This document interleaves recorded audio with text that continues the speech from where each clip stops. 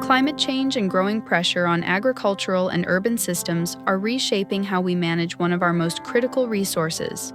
From drought monitoring to food security, sustainable water management is no longer optional.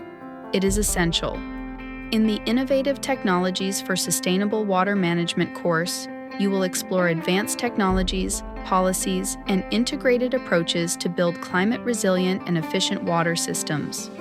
By the end of this course, you will be able to understand and apply the Water Energy Food Ecosystem (WEFE) Nexus, assess and model water resources and hydrological systems, use remote sensing and hydrological monitoring to track droughts and water quality, analyze the link between water management, agriculture, and food security.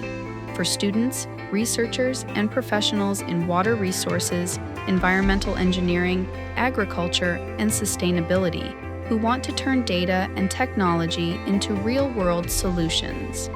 Discover how innovation can secure water for people, food, and ecosystems. Enroll now on federica.eu.